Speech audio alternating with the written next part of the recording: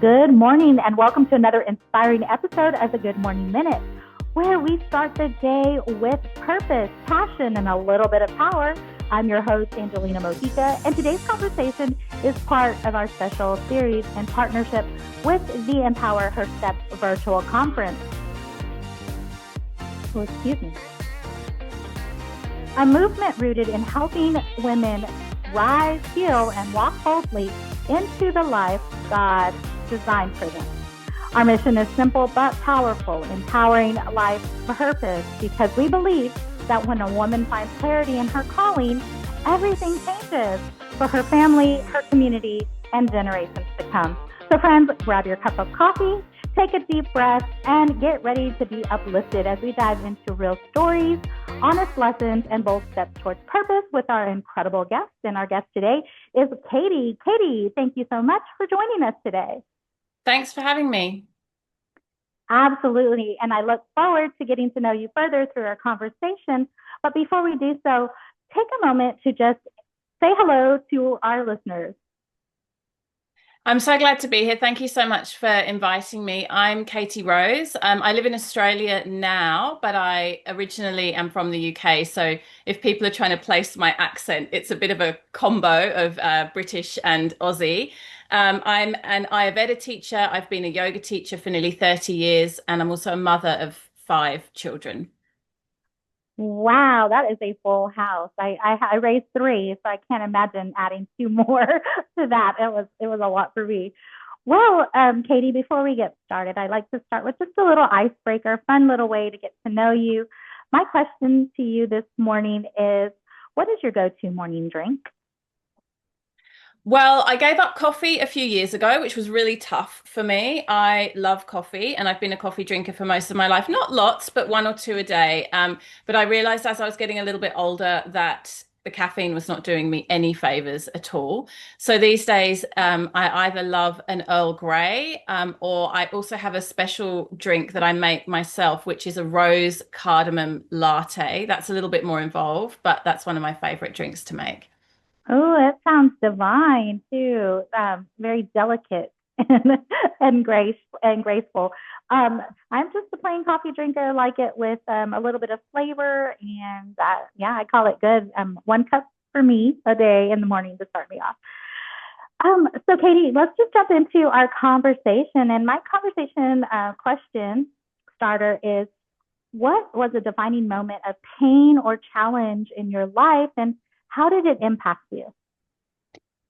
Well, I mean, all of us on life's journey have been through many of these different transition or pivot moments in our experiences. I'm 47 now, so I definitely haven't escaped having, moments in my life that have been really difficult. But what I was going to talk about today is getting divorced. I got divorced after I had 4 children, and it was really tough. It was a really tough time. My financial situation changed.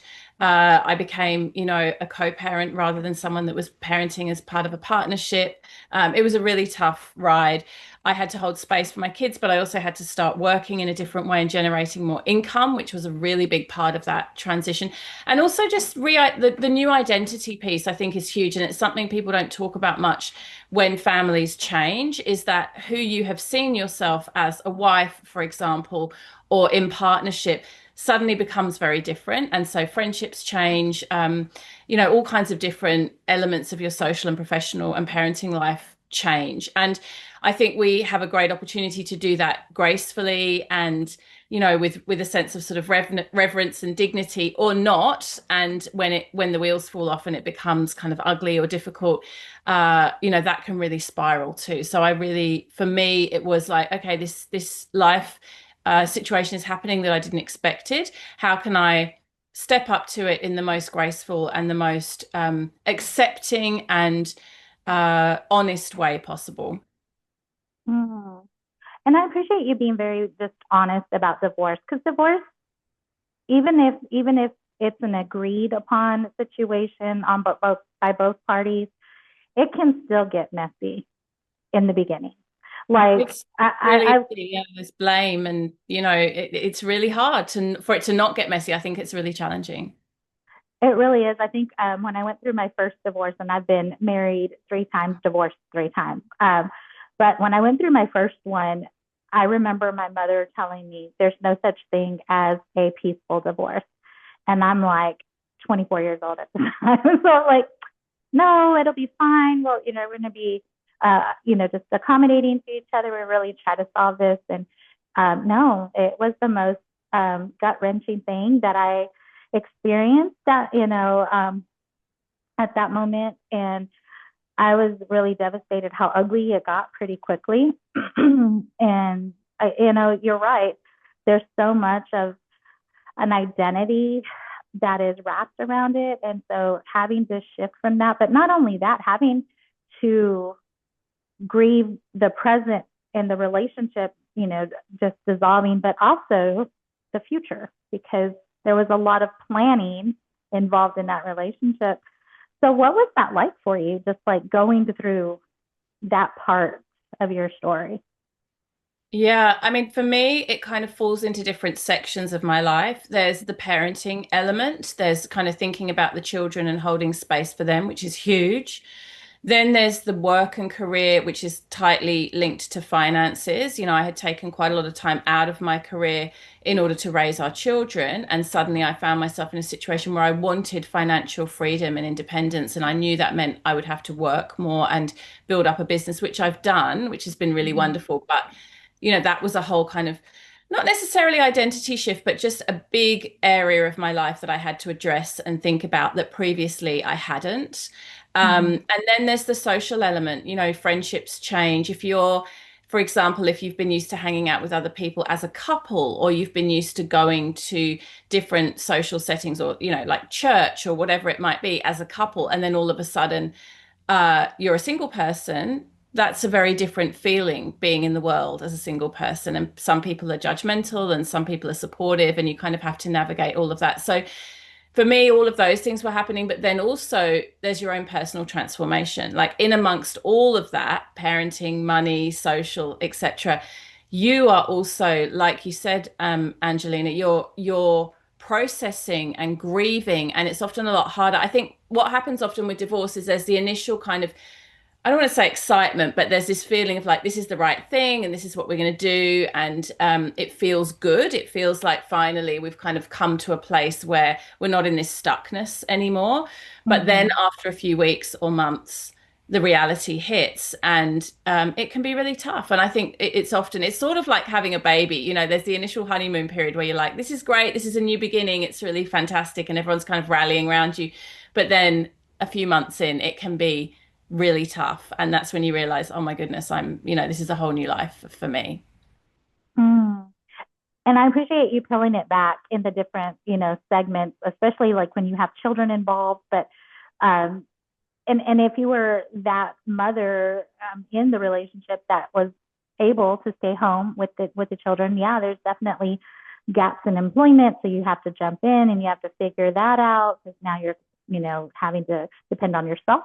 But also too the grief, the personal, your own personal, because I think that's something that can be overlooked at times because you have all the other things that are so immediate and more upfront that we tend to neglect those feelings that we have, just kind of stuff them down. And, eventually I'll get to it. But right now I've got to survive. I've got to figure out what I'm going to do to put food on the table, take care of my children. There's co-parenting to think about, like all these other things. And we tend to forget that we have to heal from that personal just relationship ending in that personal level of the grieving process as well.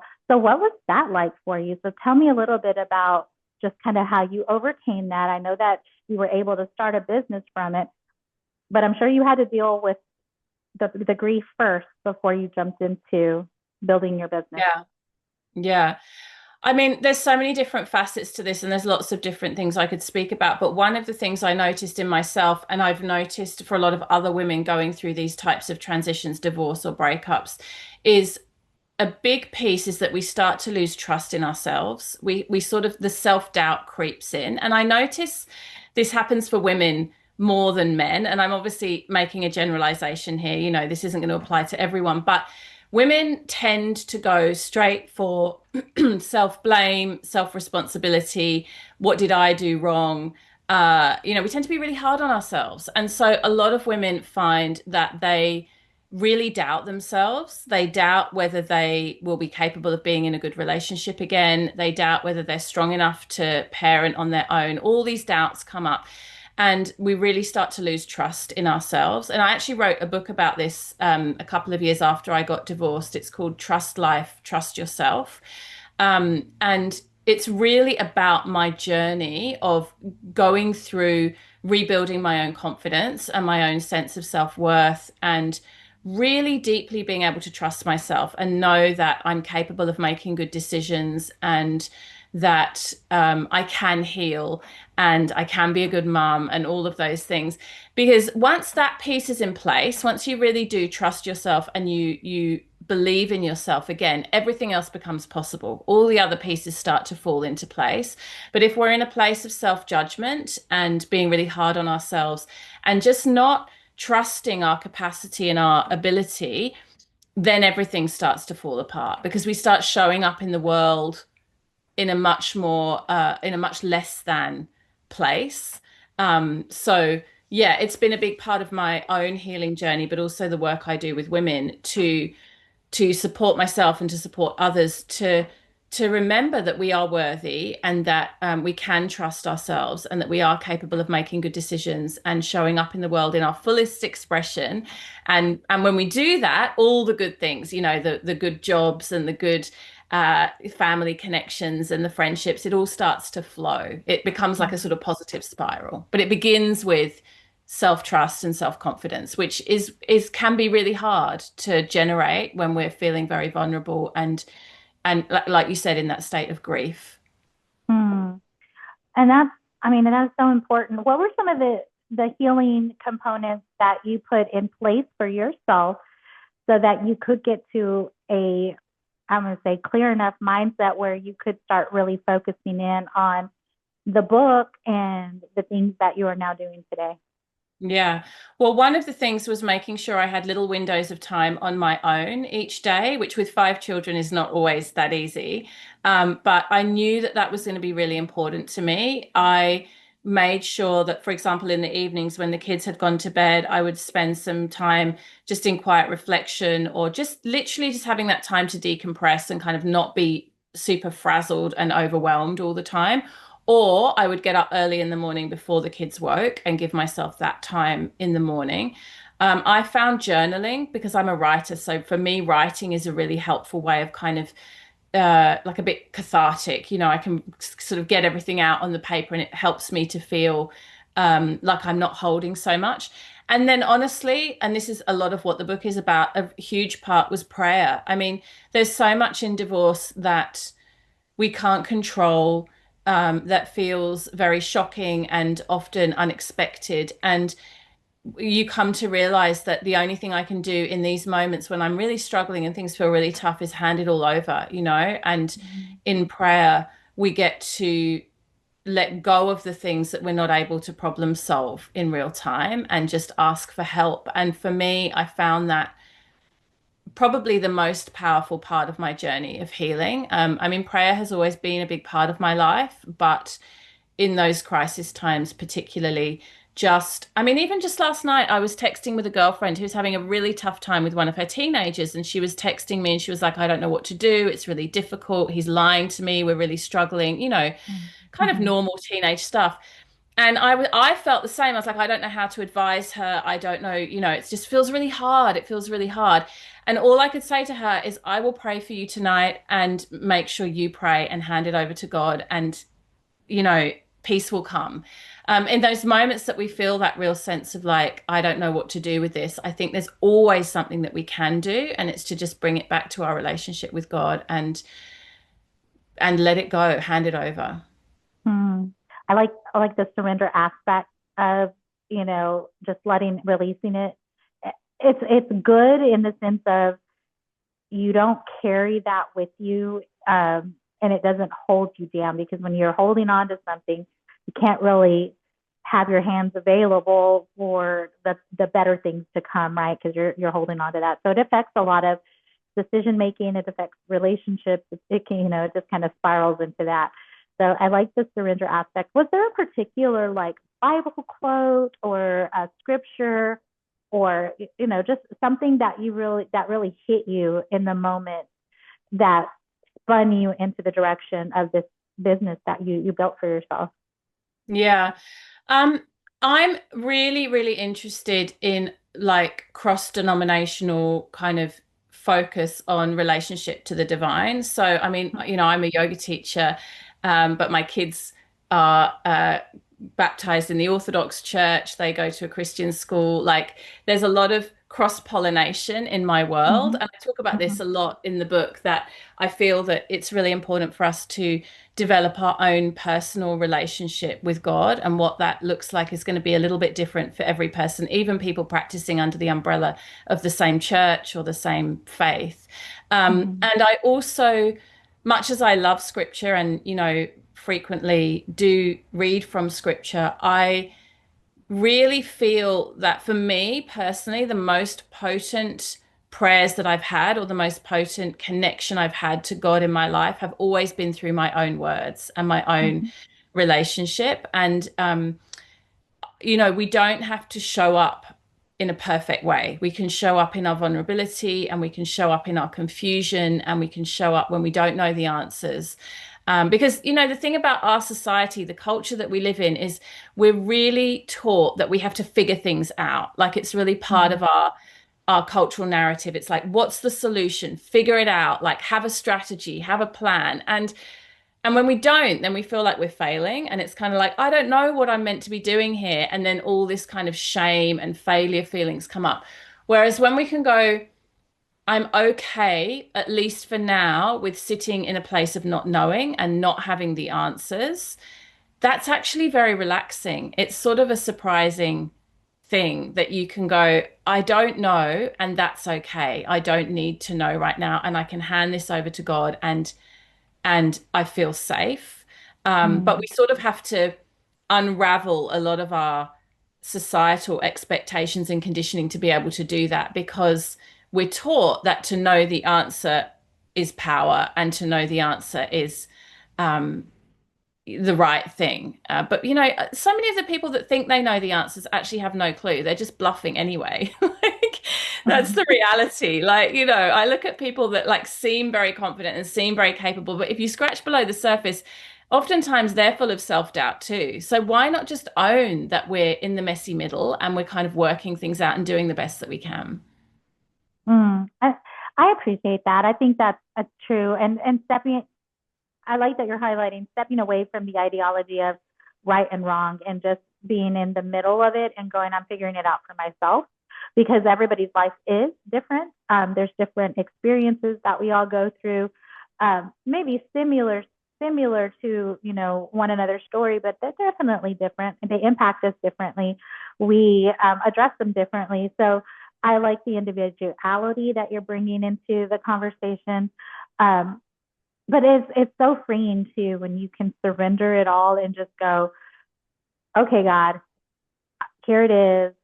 And I don't know what tomorrow's going to bring, but let's focus in on today, because sometimes that right there could be the answer that you've been asking for, right? In your situation, is just being more present, just being more mindful, whatever it is in that moment. Because in actuality, if you really look at it, you only have today. There is never a tomorrow. Because if you're like, oh, I'll put it off till tomorrow, I'll put it off till tomorrow, it really never comes. But you only have the 24 hours. So what are you doing with it, right? So how did you make that work for you? So let's talk a little bit about the building of your business and you're becoming financially independent and financially free. What did that look like for you? Yeah.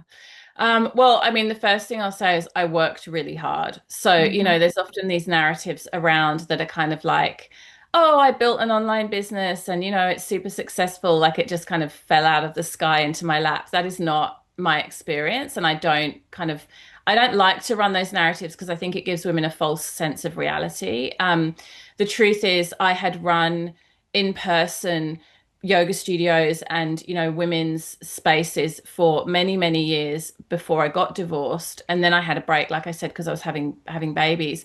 And then when I got divorced, I decided that I wanted to pivot my business to online. That was really my clear intention, because I knew I still wanted to be around for my kids. I didn't want to be outsourcing childcare. I couldn't afford to, apart from anything else.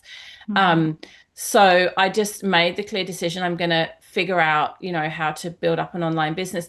And I was pretty lucky in some ways. There's always this sort of divine timing that I got divorced just as COVID was starting to happen. And so as I was building out online offerings and online courses, a lot of people were looking to do stuff online because we were all kind of going into lockdowns and what have you. So that was nice, like helpful timing for me. But I had to go through a huge learning curve. I mean, I wrote the book. I figured out all the tech side of how to build websites and build online platforms and all that stuff, which it's not my natural skill set. So I had to, work hard to figure all that out. I did some really fun and beautiful collaborations. I think that one of the things that women do really well is work together and collaborate and uplift each other. And I really have been very blessed to have some great collaborations and partnerships with women that have, we've grown together. So that was really powerful, and also made me feel like I'm not alone in trying to figure all this out. I'd be working when my kids were sleeping, or like, in between other responsibilities. And it can be lonely building an online business because it's often just you trying to figure it out in your own head. So being in groups and in communities with other women doing the same thing was enormously helpful for me. And then, there's a certain amount of just trial and error. Like you try things, they work, you do it again, it works again. You try something, it doesn't work. I got a lot better at social media, for example, and really expanding my reach and my audience in that way. Yeah, and there is information and resource out there if you look for it, but then you also have to do the work. You got to actually build the thing, create the thing. I mean, you're running a podcast is exactly the same. It's like it's work, and if you either choose to do it or you don't, and then it remains just an idea that never gets actually out into the world. And that's important to highlight too, because um, if you're looking at your reality and you're saying, why isn't it changing for me? It's because you're not doing the work. It's because you've made a decision to not pursue that dream by, dedicating whatever time it needs to start it up. The little steps end up to become big gains for sure. And I mean, like you said, it's not something that you were like, oh yeah, this happened overnight. It just kind of fell into my lap. No, this is something that you really created, and you created with intentionality and purpose for sure. So Katie, let me ask you, what if there's someone out there listening today and they are in the middle of a divorce, and they're looking at their children and they're going like, I don't know how I'm going to do this. Like what's the next step for me? I'm just kind of stuck in this void or this state of in between. What kind of advice would you give that person? Yeah, it's a beautiful question. Well, the first thing I would say is keep your children close and talk to them and give them extra love, and they'll give you extra love, like just really holding your children as close as possible and being open with them and staying in connection. Because I think sometimes when people are going through divorce, there can be some shame and some guilt, and it can cause a lot of disconnect. And then the children feel not only that they're going through this big transition, but also that their parent isn't fully present for them. So I really doubled down on staying in close connection and relationship with my kids through that journey, and it paid off. It really did. We managed to get through with quite, I mean, I'm not saying there weren't challenges, but we have good relationships, which is really important. The other thing I would say is get support and help, like reach out. Don't be embarrassed or shamed into making yourself very isolated. Lean into the friendships that are of support, lean into your communities, because there is a lot of support out there, even in the online space. And filling your cup with that is really important. And then I'd also say doing some sort of mindset work every day, whether it's reading scripture, whether it's listening to an uplifting podcast, whether it's, reading personal development books, whatever it might be for you. It doesn't have to be time consuming or expensive. You don't have to go and spend a lot of money on therapy or go on a big retreat, or, these things aren't practical for a lot of women. But a little bit each day of just keeping your mindset strong and surrounding yourself with the right messaging. And if something is pulling you down or very negative, or an influence, someone has a strong opinion that is not aligned or not uplifting for you, really consider creating some boundaries around that, so that you're actually filling your mind with support and encouragement and positivity, because the mindset piece is really critical. And like you said, one day at a time. There will come a time, and it probably feels, if you're right in the thick of it right now, like you can't imagine this, but there will come a time where you come out the other side, and you will be happy again, and life will settle. But for now, while you're in that really crisis or just that big transition, one day at a time, just keep filling your cup, stay close to those who support you, stay close to your children, and boundaries around the negativity, including the ex, if that is something that is going to be toxic for you. And that can change. I had a very difficult relationship with my ex-husband for quite some time, and now I'd say we're friends. We co-parent quite amicably, like we came through the other side of it, but you might need some space from that too. I like that. That's been my experience too. At the beginning of the, like I said, it's messy in the beginning, but as you start working through your part of, the healing from that, and the other person, then and especially if you have children, like, you realize it's not about you anymore, it's about the children. And I know, just coming from a background as a child myself, and seeing separation and things like that between my parents, I know early on in my life, I made a decision, like, I will never have my child crying for their father. And so that really did hit me when I was going through my own situations. I'm not going to ever be a reason for my children not to have a relationship with their dad. When they get older, they're going to realize who these men are in their lives, and they'll make their own decisions as adults. But until then, I will always co-parent and, keep them as much involved as I can. I'm not going to work any harder than they did, but I will, keep that channel of communication open, and whatnot. And it has worked out well for me and my children. So I appreciate that you highlight that, because seeing your outcomes, you have co-parenting, which is, 4 children, like they need that.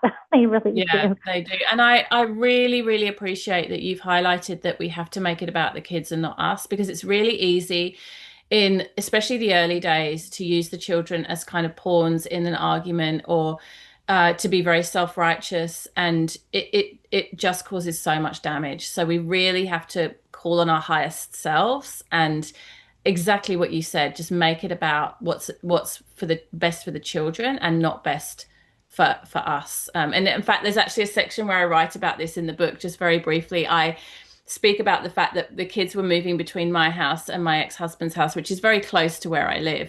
And they would go to his house, and it would be like a carnival every night. They'd go to bed late, and they'd eat all the candy, and he'd be like overcompensating by buying them fancy gifts. And then they'd come to my house, and it would be, broccoli and early nights and homework. And there was a part of me that was really freaking out. Like, are they going to choose their dad because he's like the fun parent, and then I'm doing the hard work of the actual parenting that really needs to happen for kids to be healthy and, in the world as they should be? But actually, over time, of course, he calmed down, and he started to parent in a better way. But also, kids want routine, they want stability, they want to feel safe. And so when you do a good job of being a parent, not necessarily giving children everything they want, but giving them what they need, in the end, you might have to play the long game, but it does come back around. So I love that you highlight that, because that's been a really important part of my journey too. It makes healing a lot easier too, when you can resolve that part of it, and then you can start working on yourself as well. So, Katie, what does living with purpose look like for you now? Oh, I feel, my life now is so rich. I feel, I mean, I'm single. I haven't repartnered, and that feels really good for me. It's the first time in my life that I have, as an adult, been a single woman, and I feel very empowered in that place and very happy, actually. My kids are thriving, my business is thriving. Yeah, knock on wood, right now, things are in a really beautiful place. And it's partly it's partly God's grace. Like, I don't for a minute think that that's all kind of because of me, but I also believe that I've worked really hard to be in this place. And, you reap what you sow. And when you put in the hard work, at some point, eventually, inevitably, it does come back around. Hmm. And that's true. And I again just kind of want to highlight that you're pointing out that you are empowered in your singlehood. Um, because I think too, I know, man, this is me, before my healing journey. I always thought, oh man, I've got to find that next relationship. I've got to jump into something else. And I mean, that really, if you're not dealing with your stuff, I mean, you're just dragging that stuff into another relationship, and you're just going to find yourself, um, in a situation. For me, at least, that's what I experienced, and I'm just like, well, I think it's great to know who you are as an individual, and to step in confidence into your next relationship with confidence on who you are, what you bring, and there's no and it you're resolved, so there's nothing that you're bringing with you into that relationship other than your authenticity and your genuine self. So I love that you talk about that. um Katie, as we start kind of wrapping up our conversation, I do want to ask you a question I ask many of my guests. It's one of legacy and impact. If today were your last day, what would you want to be remembered for? Oh, that's a huge question. Honestly, I mean, this is a simple answer, but I would want to be remembered for being kind. I see that there is so much suffering in the world, particularly at the moment. There's a lot going on in your political situation in the US and all over the Mm, world, and it's heartbreaking. And I often look out at the suffering in the world, and I just feel yeah, I feel really heartbroken. And I think the solution or the antidote to that is that each one of us tries to show up in kindness. We just try to make the kind choices. And that's how I really try to live my life. A very simple rule, like, you can teach it to a 3-year-old, just be a kind human. So, yeah, I think of all the things that I would hope that would be part of my legacy. beautifully said. And so my final question to you, Katie, is if you could leave one bit of truth or maybe a word of encouragement to someone out there listening who's still trying to figure out what their life purpose is, what would it be?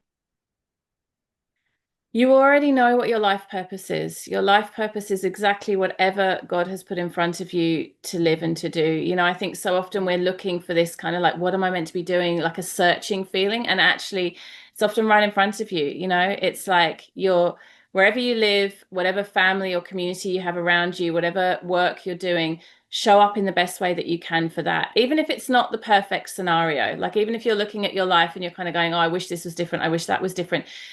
Show up in the best way that you can and bring some Mm, joy to people's lives. And I really really believe that we get to choose how we see the world. Our perception is such a huge part of our experience, and if we choose to see what is good and to live in gratitude, then we will feel that there is more beauty and more joy, and more abundance in our lives. So it's not about finding your purpose, actually. It's about just dropping into what's already there and mm, really seeing the glass as half full, like finding the silver linings, even in the parts that you don't love. mm. Well, that was beautifully said, Katie. So if someone's listening out there and they're like, you know what, I really want to get in touch with Katie. I think I can learn from her. Maybe I want to purchase her book. How can someone connect?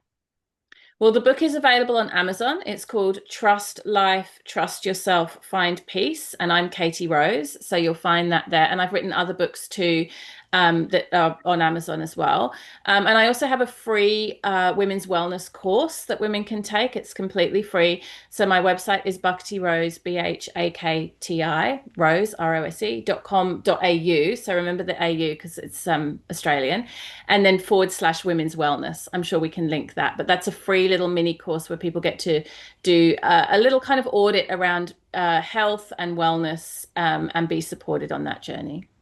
Hmm. Well, thank you, Katie, so much for sharing your heart, your story, and your light with us today. Conversations like this remind us that purpose isn't about perfection. It's about showing up, growing through the things that we go through, and understanding that every step matters. Here at the Good Morning Minute and through the Empower Her Steps movement, we believe every woman has a purpose worth discovering and a voice worth using.